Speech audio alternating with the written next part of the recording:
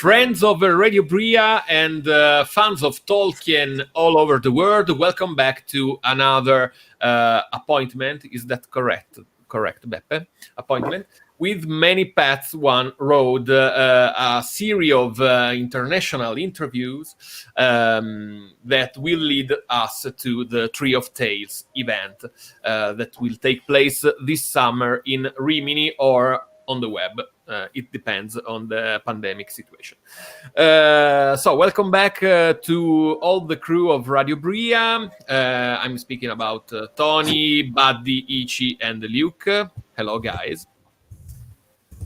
And tonight we're in company of Beppe Pezzini, as always. Hi, Beppe. Hello, everyone. And the main guest of the evening, of the night, it's Father Guglielmo Spirito. Welcome on Radio Brea. It's your first time, I believe, on Radio Brea, but it's not your first time with Sentieri Tolkieniani, because you were a guest. I can't remember correctly the year of the event. Buddy, do you remember? 2015, maybe? A few years ago, but it was a couple of times. Okay. I wasn't remembering that. So tonight, Guglielmo and Beppe Guglielmo mainly, and Beppe will help him. We'll talk about Gandalf.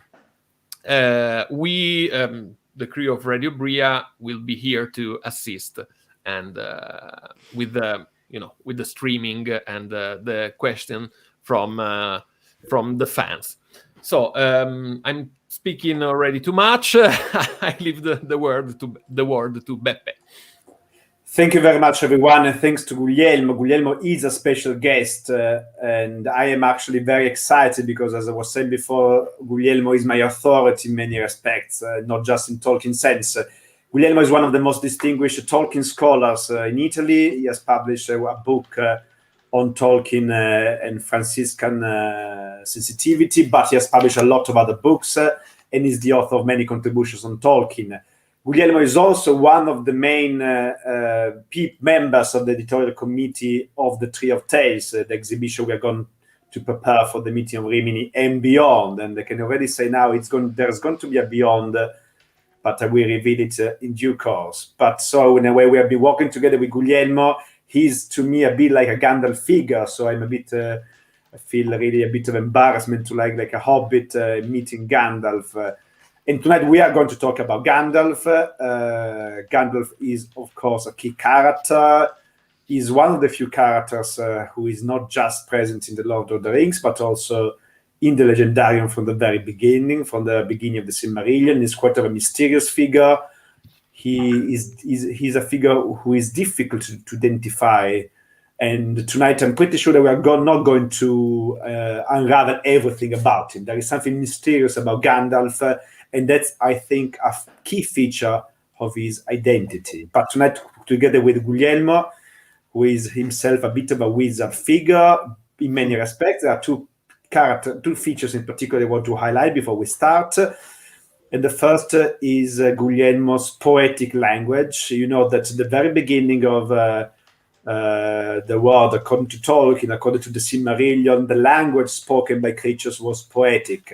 Of course, there is a very complex philosophy of language behind that. But poetic language, the precision of poetic language, is a key feature of people with a deep spiritual sensitivity, and Guglielmo is one of them. And also, Guglielmo is a very generous and merciful man, and that's, of course, another key feature of Gandalf. So in a way, tonight we're going to mix up primary and secondary world in a complex, mysterious way. But let's kick off. So forgive me for this long introduction, but Guglielmo is a special guest. So I will start with the very first question, which is, if you want, the most simple and yet the most difficult one. The first question for Guglielmo tonight is, who is Gandalf? Is he an angelic being? Is he a prophet? Is he a Christological figure, as many have said? And also, that's the question perhaps that is most interesting to me, are all these primary categories, the angel, the prophet, the master, whatever, are all these categories, or any of these, really appropriate to describe his identity within the secondary world? The floor is yours, Guglielmo. We are all looking forward to hearing your views on this key character. Well, just to start answering to the first question, I asked the help of another member of the company, which is Peregrine Took, because as with this meeting, there was needed someone with intelligence to take part in the party. For that, I asked Pippin's help. And we can start reflecting on Gandalf, because Beregond, on the walls of Minas Tirith, asked Pippin, "Do you know him well?" "Well," said Pippin, "I have known of him all my short life, as you might say it, and lately I have traveled far with him, but there is much to read in that book, and I cannot claim to have seen more than a page or two." And perhaps that is the situation in which we are regarding Gandalf. Of course, we have the same vision of him that has the hobbits and many other people of Middle Earth. But if we go to the appendixes at the end of the Lord of the Rings or in the Silmarillion, or especially in unfinished tales, we can have a bit more answers about who Gandalf is. Gandalf in the mythology of Middle Earth is one of the Maiar, the lesser angelic beings, the helpers of the Valar in the shaping of Arda. And here I answered briefly what you already mentioned. Could be said that Gandalf is a sort of a angelic being. Well, it depends on what we think an angelic being is, because we have very little experience about them. Of course, not, as Tolkien said in one of his letters, a plump lady with swan wings, and that, of course, does not fit with the character of Gandalf. But if we say that is a divine but created person, as the Valar are, gods with not the capital letter, in that sense, Tolkien, in several of his letters, says that the Valar and Maiar are angelic beings, which corresponds also as the lesser deities in most of the mythologies of the Eastern Mediterranean in times of old. So we cannot say that he's a prophet, and I would never say that he's a Christological figure. Absolutely not. Of course, it's a character created by Tolkien with the many features who comes from different parts. Even his external aspect is from the this figure of the Swiss folklore, the guys from the mountain. And he has several aspects of a Odinic figure as well.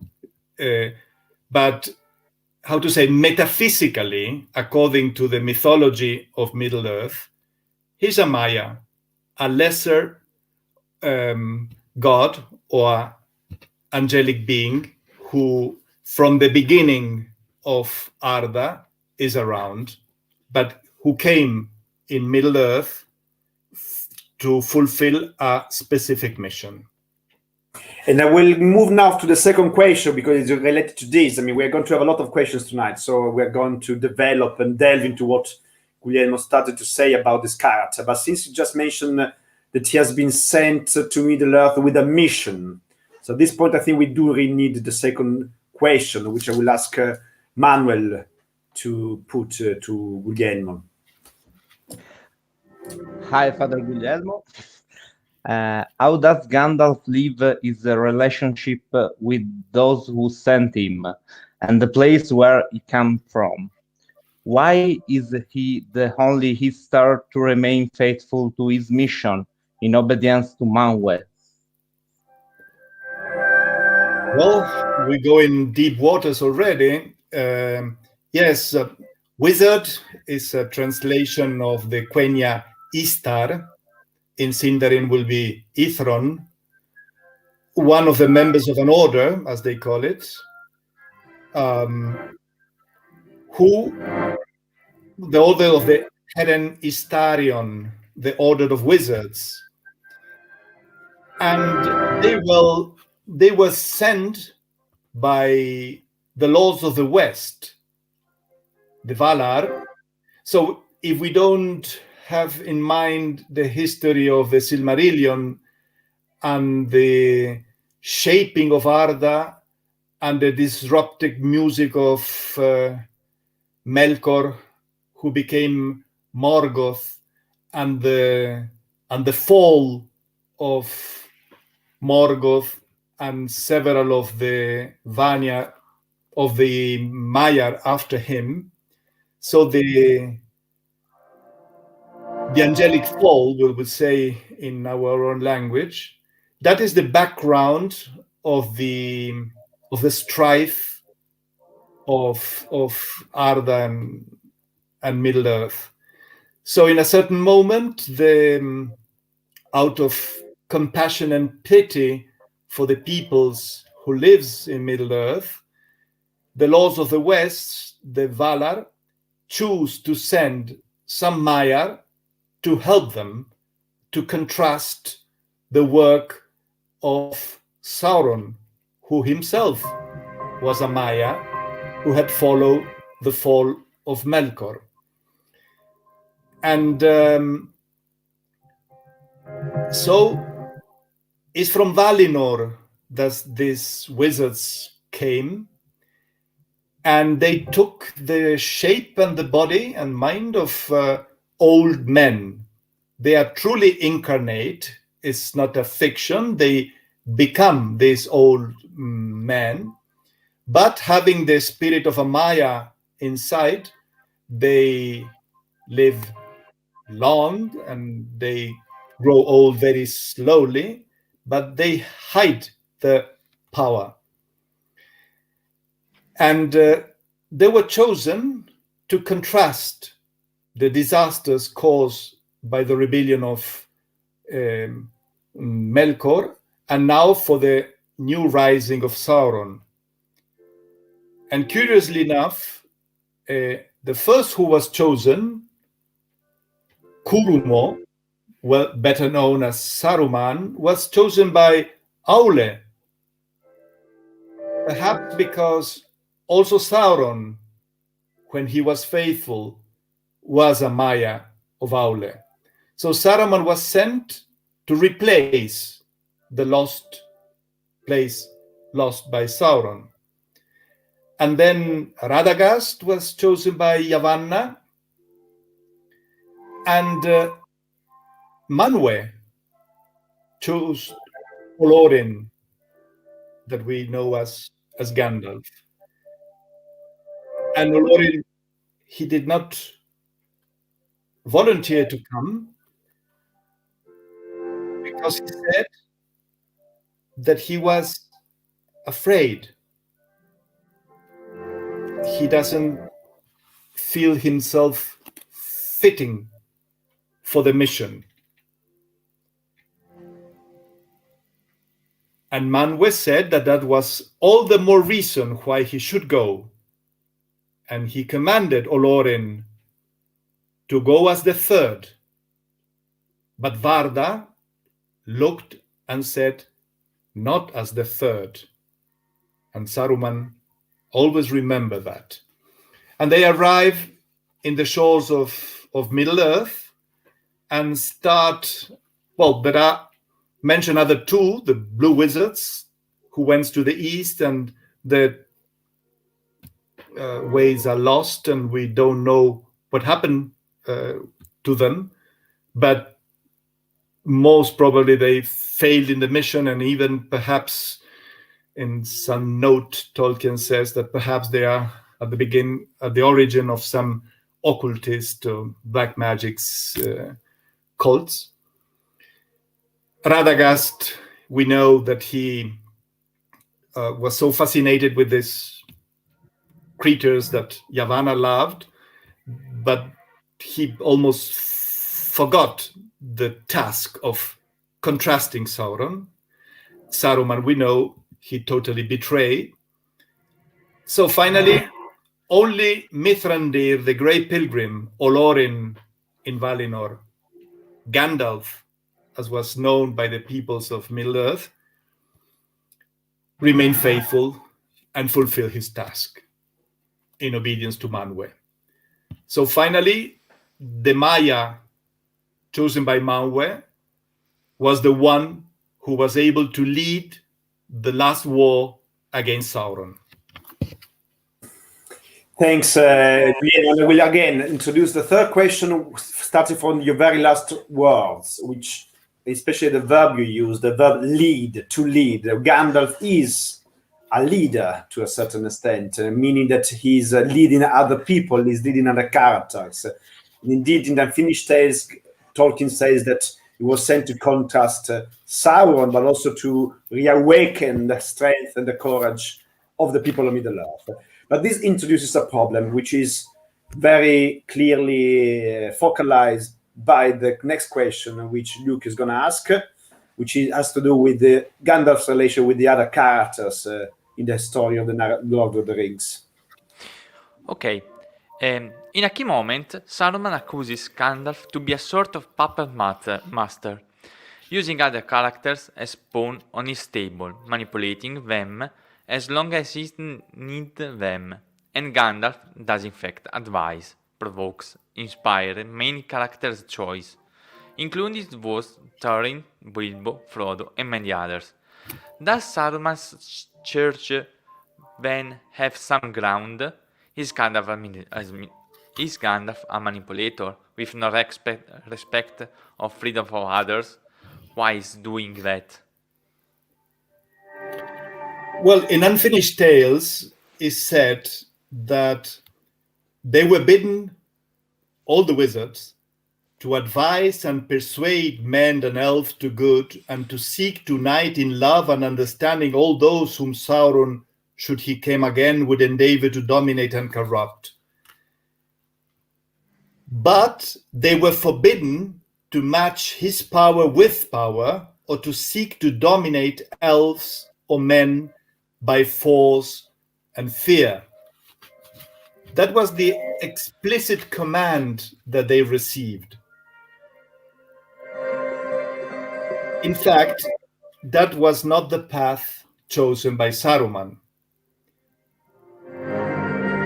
Saruman tried to dominate and to control.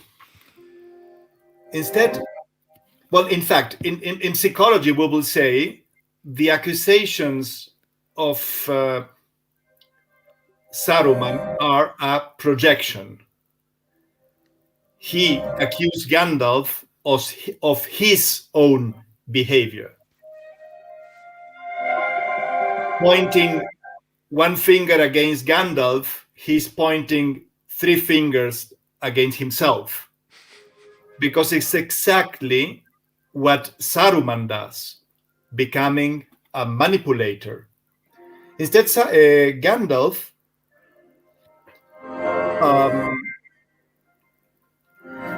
he will try to awake in people, is told in Unfinished Tales, the imagination, a clear vision in the mind, not only like to awake the promptings of wisdom.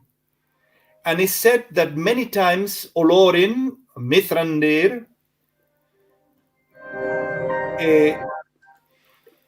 in those who met him, he awoke thoughts of fair things that had not yet been, but might yet be made for the enrichment of Arda.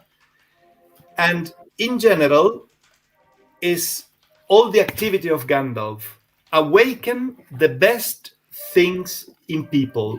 And that is described quite well in the defense of during the siege of Gondor, when it's written, so it was that Gandalf took command of the last defense of the city of Gondor.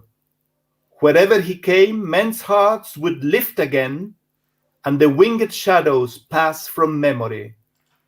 Tirelessly he strode from citadel to gate, from north to south, about the wall, and with him went the Prince of Dol Amroth.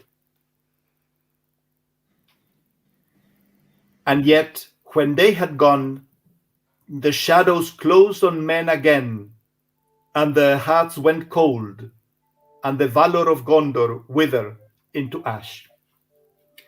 So the description is exactly what Gandalf's task was, to rekindle, to clean the memories through counsel, through encouragement. He did that with hobbits, with men, with elves. That was the style, being a counselor who helps to clean the inner world of others. And it's a reflection of the activity of the Maiar and Valar in the shaping of Arda, when through the visions that they have, was the minds of the Valar and Maiar would be comparable to a canvas covered with its painting, or a canvas reflecting the luminous essences of things. And so the Middle Earth, Arda and Middle Earth were shaped. When darkness started to fill all the inner world of the peoples of Middle Earth, the wizards should contrast that, putting light into the minds, fire into the hearts and into the wills. And that is classic in the way in which, for instance, Gandalf convinced Thorin, Oakenshield, or the way in which he helped during all his life Bilbo and then Frodo, or the way in which he counsels Aragorn. So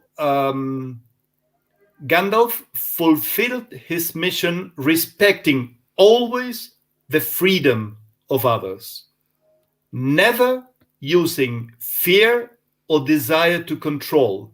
And that was a thing that make a huge divide between him and Saruman, because from the beginning, after the arrival of Saruman to the shores of Middle-earth, he was interested in dominate others' wills. Gandalf never was. Gandalf always was respectful of the freedom of others, and even is told, when he comes to know that Saruman, out of envy, was visiting the Shire and starts smoking, imitating Gandalf, he never said nothing about that to anyone, because he didn't love to put no one to shame. That is written about Gandalf, speaking of Saruman. Gandalf respected even the initial folly of Saruman. So in this sense, is truly an angelic figure in the best sense. Thanks, Guglielmo. So the fourth question, again, stems from what you said, but in order to understand this, the connection in particular, we need to go even deeper.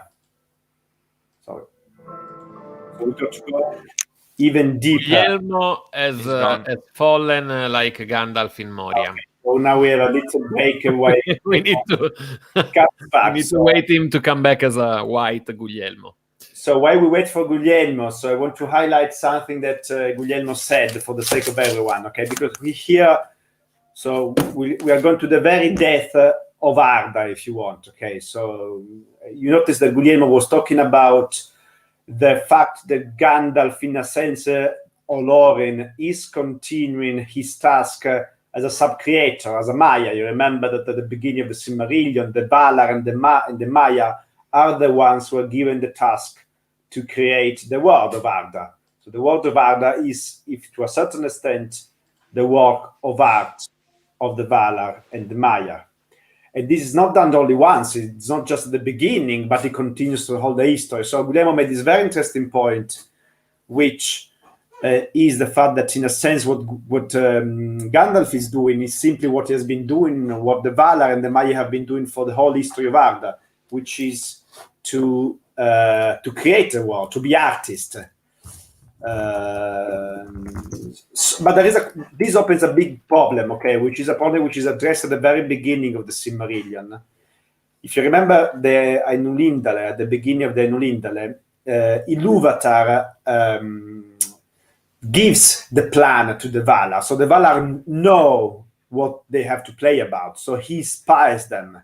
So Valar and the Maya have a knowledge. If you want to make an analogy, which is the same analogy which Tolkien makes in a letter, in an unpublished letter, actually, which I saw thanks to the help of a good friend. Tolkien says that the Valar are similar to the builders who are given a plan by an architect. So the architect is Ilúvatar. So Ilúvatar gives the plan of the building to the builders, and the builders have a look at the plan and start building the house. So that's the analogy. And the question which opens up has to do with the issue of knowledge, the knowledge of the artist. So how much do the Valar know about the history of Middle-earth? And that's a key issue for Tolkien. It's a key issue which Tolkien's come back again and again in the course of the revision of the Silmarillion.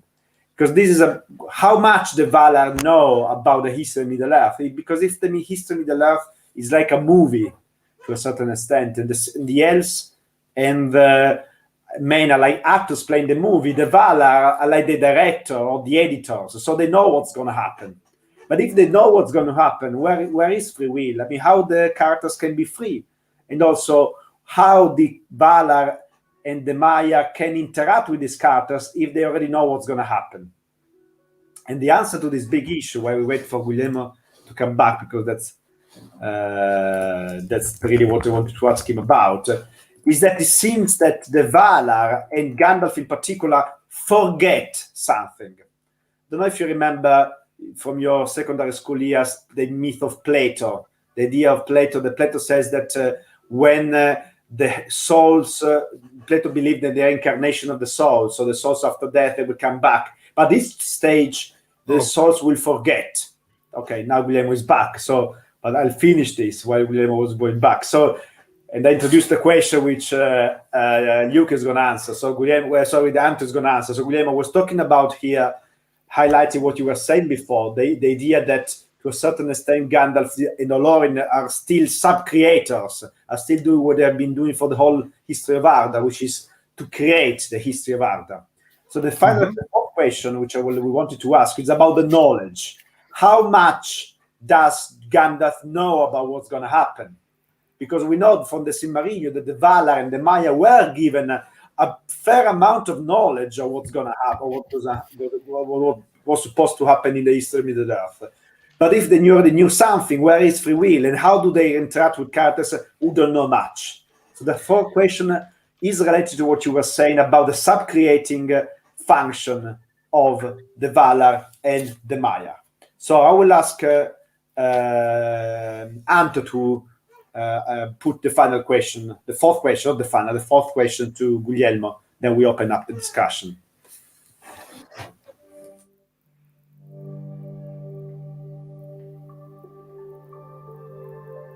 Anton, what is your question? Gandalf seems to have a sort of science of what is going to happen. How does free will, his own and the dead characters relate with his own intuition and vision of what seems to have already been preordained by fate, destinies, providence, or whatever you want to call it? If it does actually exist? Well, in fact, it's in one of the letters, Tolkien is letter number 202, I believe. He says that Gandalf, being incarnate, well, all the wizards being Maiar incarnate, they were more likely to stray or err, and that it was because of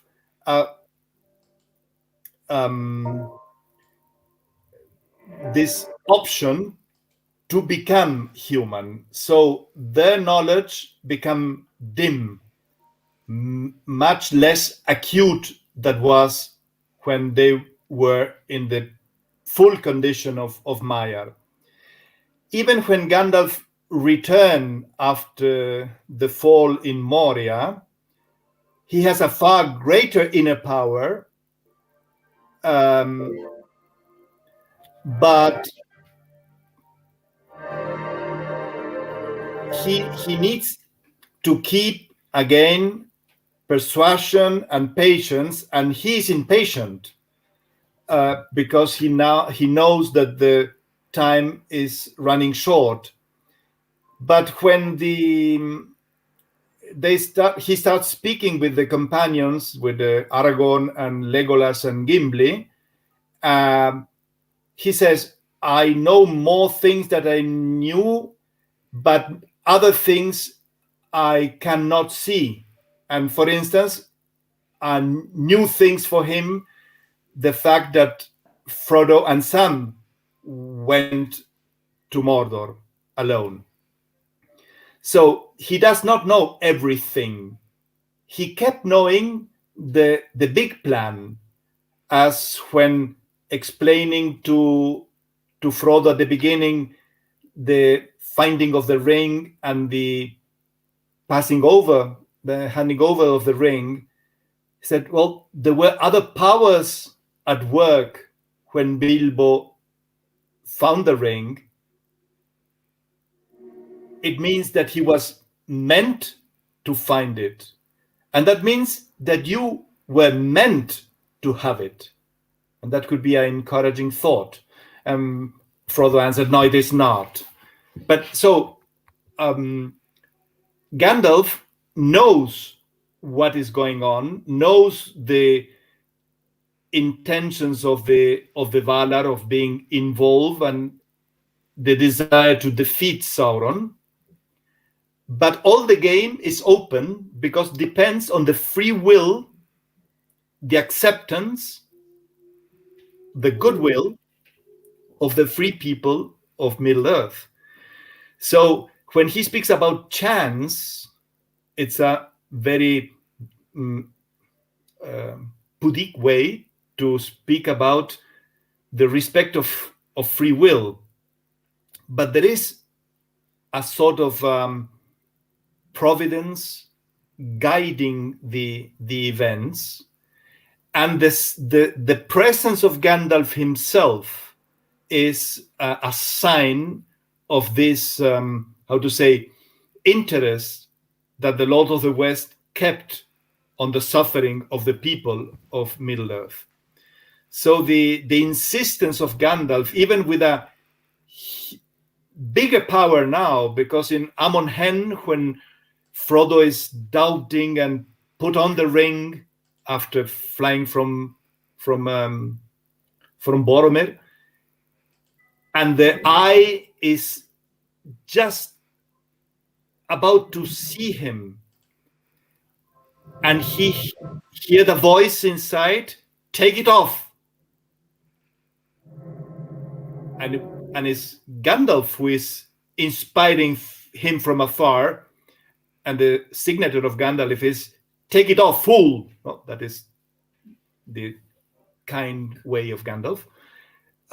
But so he knows many things, but he cannot know the future.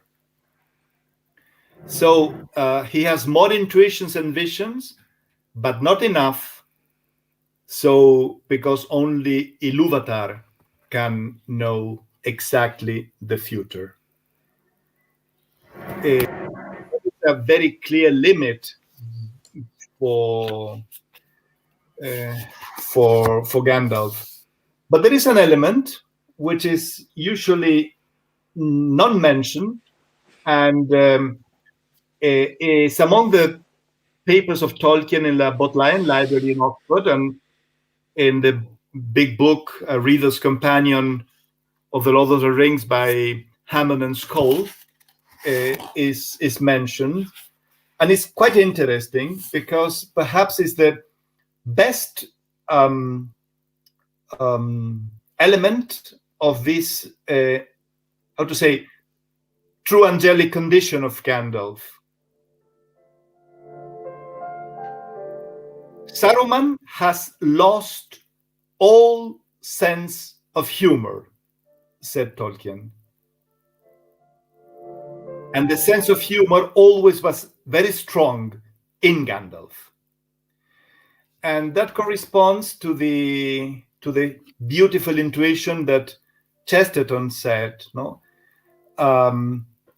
Satan fell by the force of gravity. Angels can fly because they can take themselves lightly. It is easy to be heavy, hard to be light. So there is a kind of element of myth in Gandalf, which reveals his deep intuitions. For instance, when during the siege of Gondor, he is with Pippin, looking at the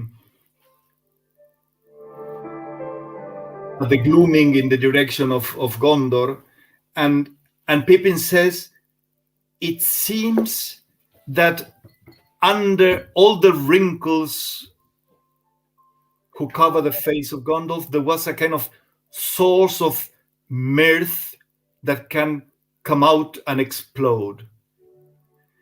And that mirth came out in the camps of Cormalen when Sam is awoke and Gandalf starts laughing.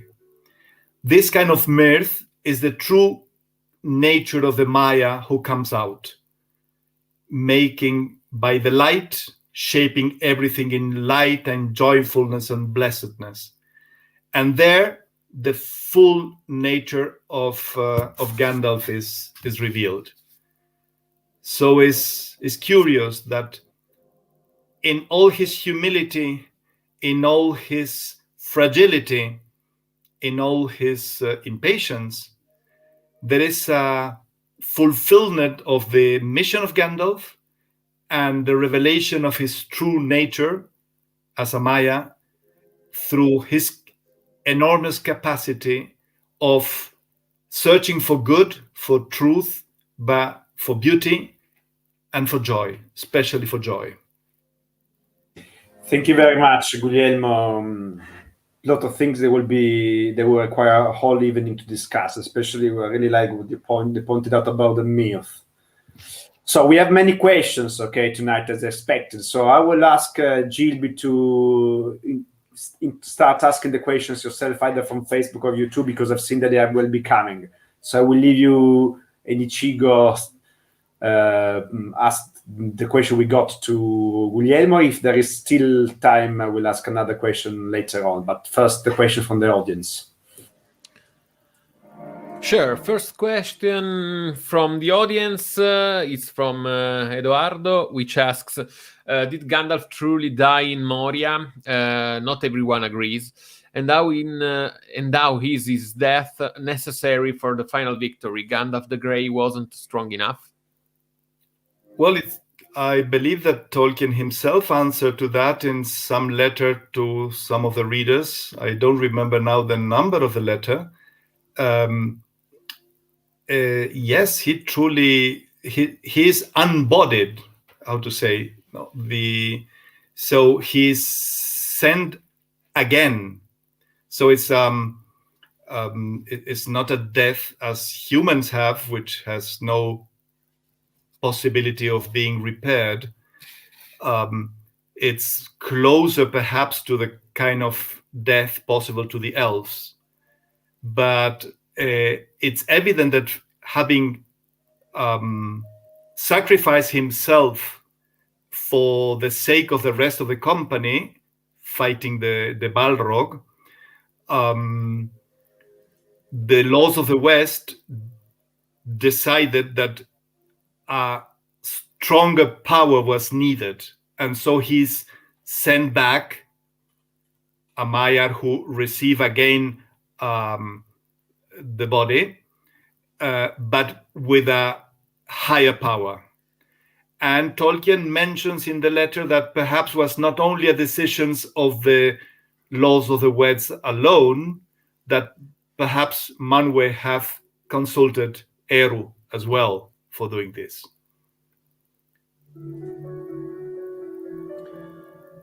Gandalf the Grey was always humble, even when he faced the Witch King and in the gates of Minas Tirith. We will not know what will be the result of that fight, who never took place. So there is a way in which Gandalf wins, which is giving up his putting at risk himself for the sake of others. He always thinks on the others first. And this kind of humility allows Gandalf finally to fulfill his task. Next question comes from Buddy, our Manuel. So he will read that. Okay. Can we compare Gandalf to the figure of Odin from Nordic mythology? Oh, yes. There are several elements, Odinic elements in Gandalf, for sure. But as usually Tolkien is capable of doing, he reshaped a new character with plenty of elements from others. Sure enough, Gandalf is a better character than Odin.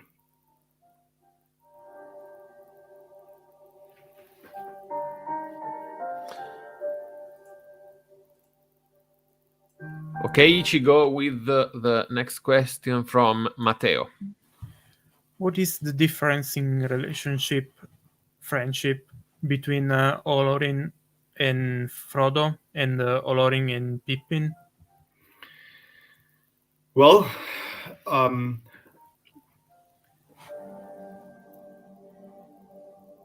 don't know.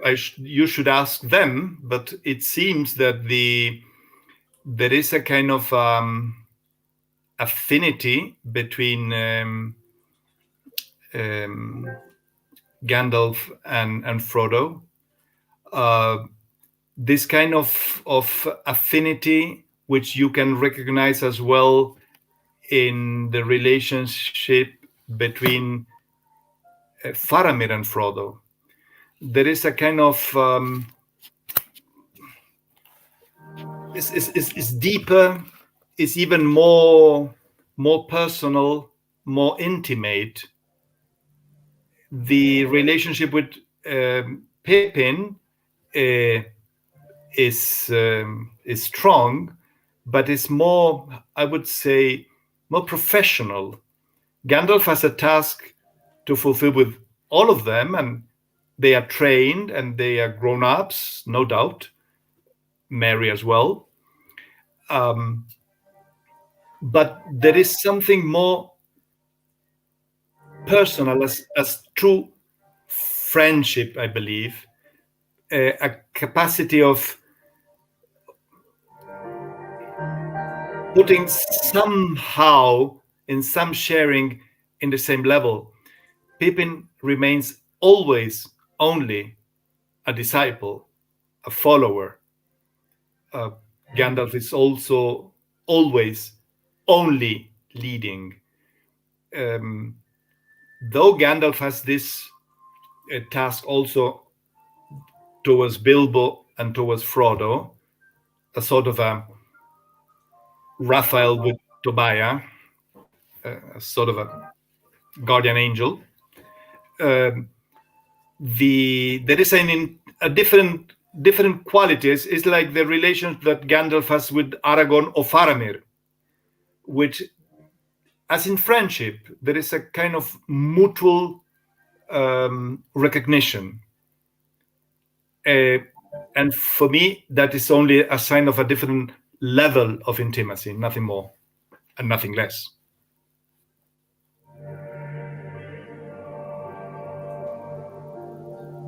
So I will ask this next question, or better I will translate the next question because it's in Italian. So I will translate it for you because we want to stick to the English. So the question is, why did Gandalf get interested in the adventure of Thorin, and why did he choose Bilbo as the companion of the dwarves? Did he already foresee that this will have played a key role in the fight against Sauron? And actually, that's a question which is put to Gandalf himself in a passage of Unfinished Tales. But I will say what our own Gandalf, Guglielmo, has to say on this particular question. Well, I have very little to say by myself, but I will say what is written in Unfinished Tales. When Gandalf is speaking, said, "There were my dark thoughts as I jogged along the road. I was tired and I was going to the Shire for a short rest after being away from it for more than 20 years. For just as I was nearing Bree, I was overtaken by Thorin Oakenshield, who lived then in exile. To my surprise, he spoke to me, and it was at that moment that the tide began to turn. He was troubled too, so troubled that he actually asked for my advice. So I went with him to his halls in the Blue Mountains, and I listened to his long tale. I promised to help him if I could. So I left him and went off to the Shire and picked up the threads of news. It was a strange business. I did not more than follow the lead of chance, into brackets, and made many mistakes on the way. Somehow, I had been attracted by Bilbo long before, as a child and a young hobbit. He had not quite come of age when I have last seen him.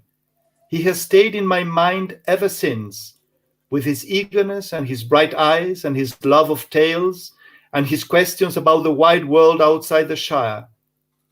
As soon as I entered the Shire, I heard news of him. He was getting talk about, it seemed.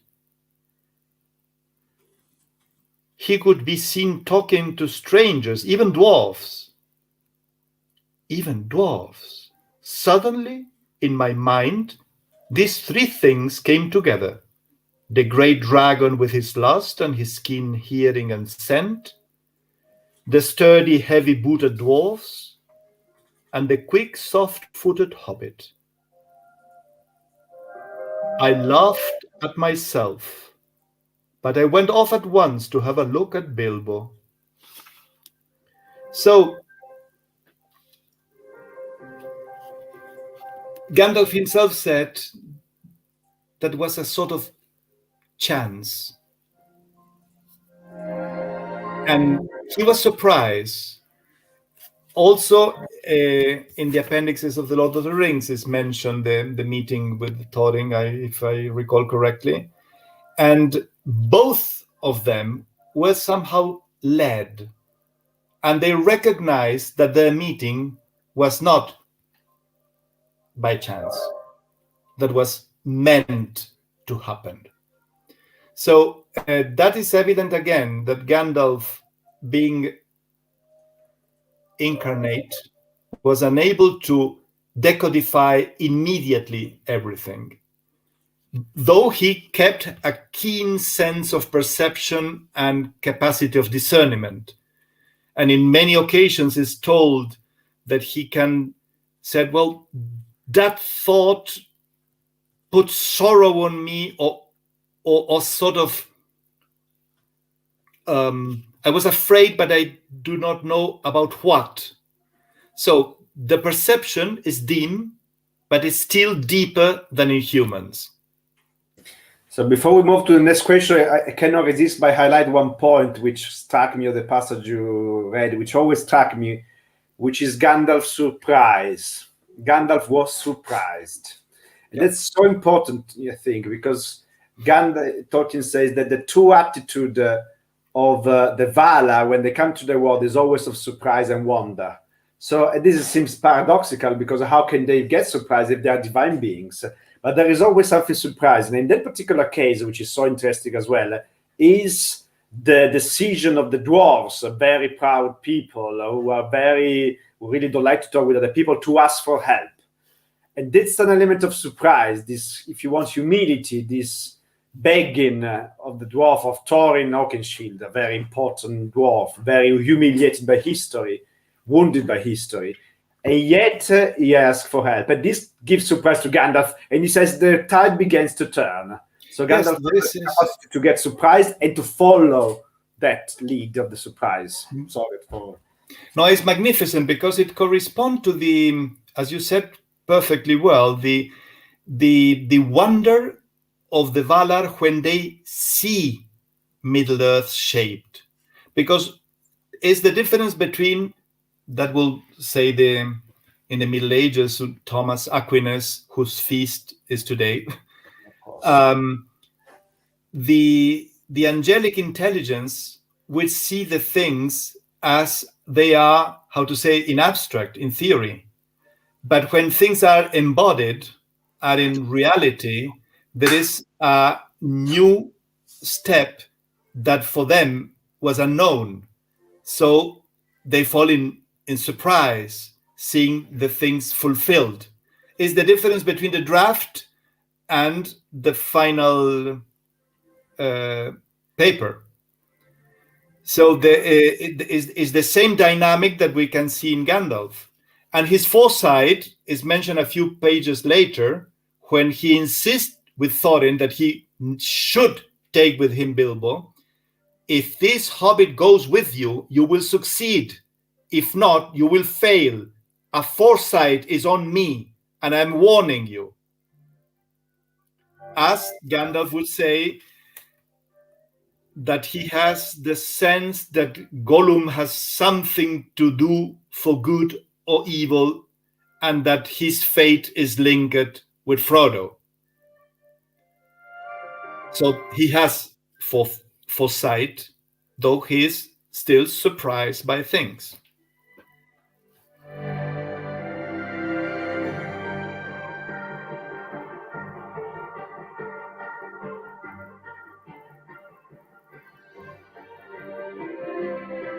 So another question coming from Bernardo is why were the Istari incarnated? What's the advantage of being sort of human instead of just assuming a human shape as other Maya did?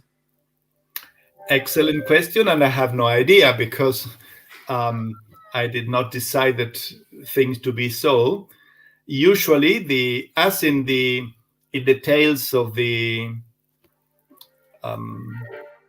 of many mythologies, and even in the Holy Scripture, the angels were not visible, the messengers were not visible, they take a shape, a human shape, but it's not real, no? At the end of the book of Tobias, of Tobit, Raphael, when he revealed himself, he said, "You saw me eating, but that was only an appearance." So truly, the angelic beings have no direct experience through the senses because they are bodiless, asomaton, no? As the Greeks say. So perhaps the choice to send the wizards as truly human is to be able to feel Middle-earth and its sorrows from within.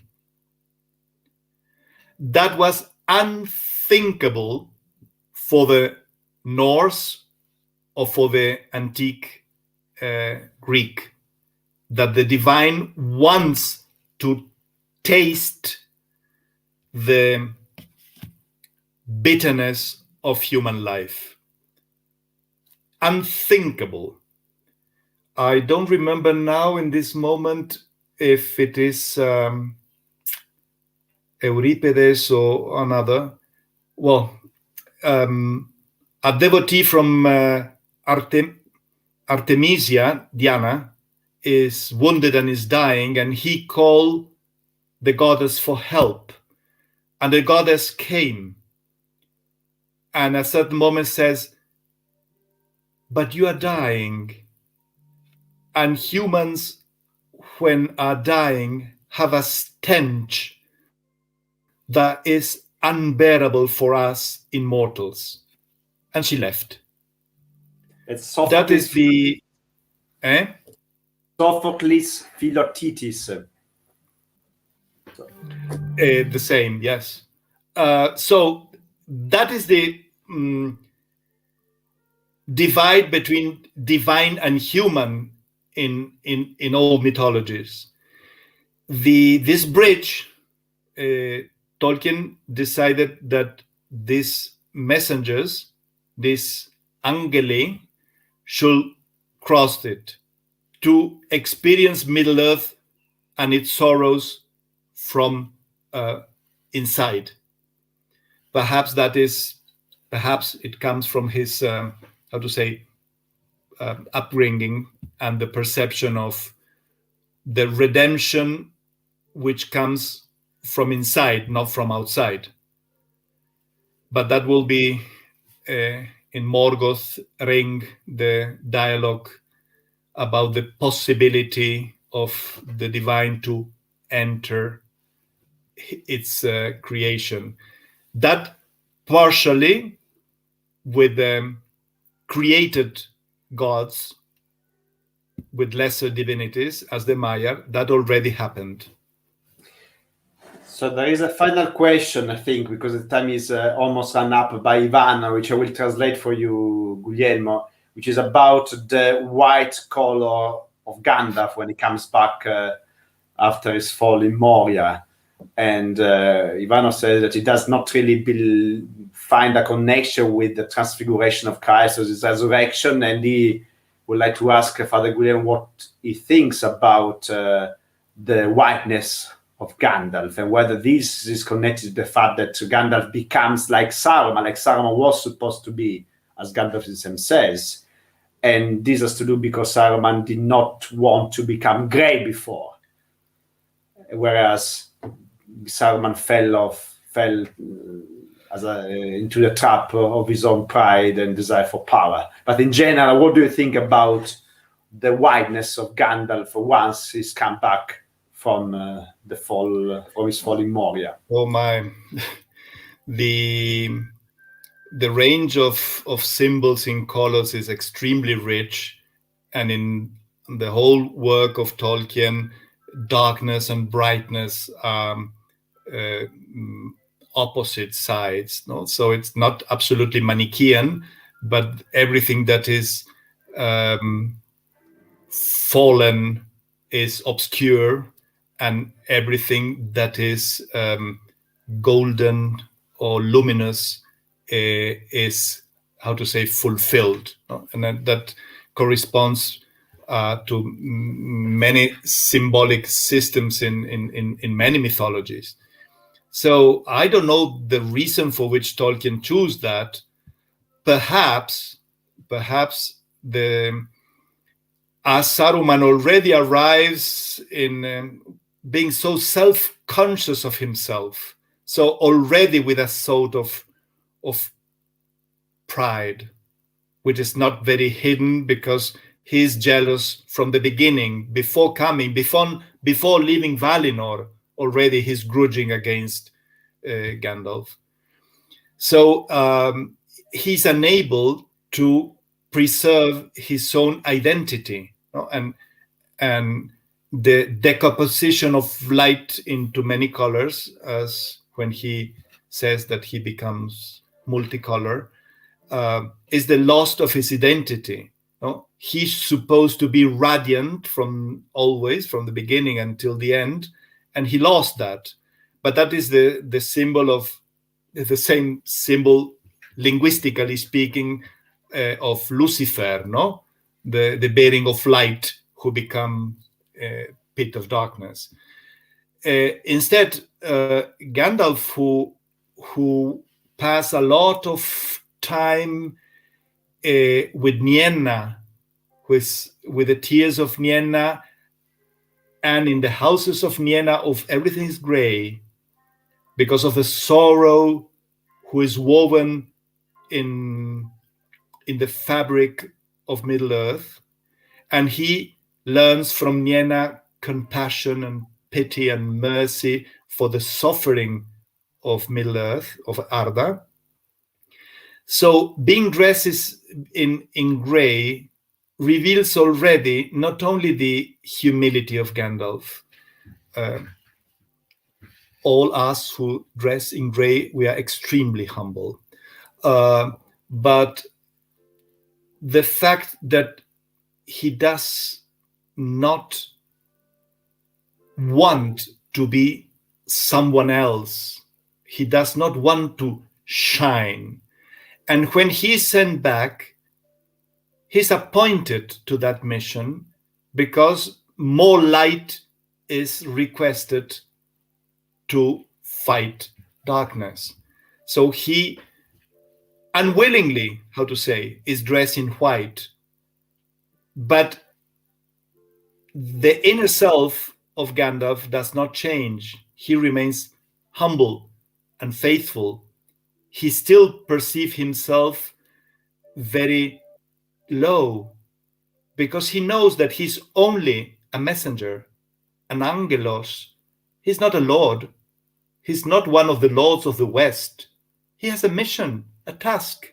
He's only a messenger, and he fulfilled that task. So in that sense, I don't think that it's absolutely proper to put big words as the examples that you have mentioned. I agree that that has nothing to do with that, because it's a deeper anthropological level of the symbols of colors, and which express, the psychology of the characters from the beginning, and the dynamic of the falling of one and of the faithfulness of the other. Okay, there is a final question which I cannot resist but asking, because it comes from our fellow member of the Tolkien Tree of Tales exhibition, so we cannot resist this question, which is from Roger himself. And the question is, what will happen to Gandalf once he takes the ship to the west? Will he remain incarnate? Might he come back at time of need like King Arthur? I would love to know the answer. I will be delighted of being able to learn from Gandalf the enchantment to multiply the beer as he did in Bree. But I have no idea. I don't know. I would love if he remains incarnate, and that we will have the chance when Kingdom Come to meet him as well. I will be delighted, but no idea. And I think that's the best way to conclude the evening, with the fact that we don't know everything about Gandalf. We don't know everything about what the characters of Gandalf means for Tolkien. And in fact, Unfinished Tales, the last thing who says is, But of Olorin, we shall never know more than he revealed in Gandalf. And we just have read a couple of pages, nothing more. Thank you very much. This is even the best way to finish. Thank you very much to all. As you could see tonight, we have gone to the depth of Tolkien. That's basically what we were doing here.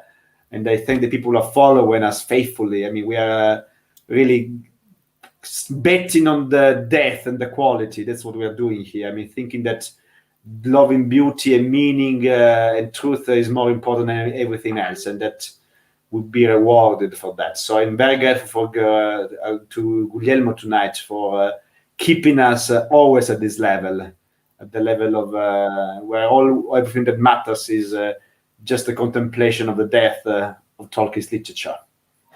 So thank you very much, and I will see you, I think, in 3 weeks' time with Boromir. We're going to Poland. I mean, tonight Gandalf, Guglielmo stepped in to replace Eduardo Segura. Saruman will come back, but he had a problem. But he will move to that also in the second leg. And I think, Gilby, we can already announce tonight that we are going to have a second leg, a very long second leg in the second part of the year. I think we have got another 10 speakers who have already confirmed their availability. So stay with us. So we made the calculation that we managed to cover almost all the key characters of the Lord of the Rings. So thanks to very much, Guglielmo. There was another step in a journey, which is yet... So the Tree of Tales continues growing. Sorry? Growing, yes, of course. We are like a seed that goes now in the middle of winter, and then it will flourish at the end of this year together. Thank you very much, Guglielmo. Thanks to all the team of Sentieri Tolkieniani, especially to Gilby, the master of puppets, the boss, the great encourager, the great mind. I hate Metallica. Thank you very much to Gilby and everyone else. Someone have asked of my friends who were following if to be part of the team is requested to have a beard. It seems that in that case, hobbits will be excluded because only dwarves and the kind. I would much prefer that beer is included instead of beards. Yeah, but sure. Well, online will be a bit complicated. The day will come. Well, we managed to drink all together at the beginning of 2021, so that's not that impossible. we made a very interesting Tolkien toast. Maybe Rimini. We can drink all. Yes, Luke. Turn the wheel and buy a letter. No, we can drink everything with us. Maybe Rimini. We hope so. Yes. Listen, thank you very much. Thanks to everyone, and I'll see you in 3 weeks' time with Boromir, with Lukas Neubauer, one of the world experts of the character of Boromir. So will be another wonderful evening. Thank you very much to all, and thank you very much to Guglielmo for leading us tonight on the path of Gandalf. Bye-bye. Bye.